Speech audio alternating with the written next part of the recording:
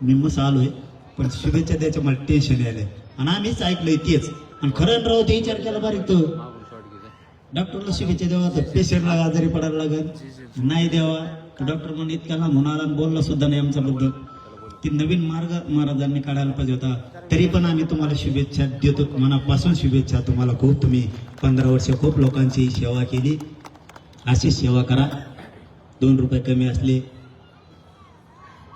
तर गरिबाला मानून चला. एकतर शेतीत पिकत नाहीये, अनेक संकट समाजाच्या समोर उभा आहेत. त्याच्यातून एक प्रकारचं मंदिरच समजलं जातं दवाखान्याला. डॉक्टरांना देव समजलं जातं. नसतील एखाद्या वेळेस पैसे, नकालाही विचार करत जाऊ, तुम्हाला काही कमी पडणार नाही. या गोरगरिबी लोकांच्या आशीर्वादावर तुमचं कधीही कल्याण होऊन जाईल, तुम्हाला माहीत पण होणार नाही.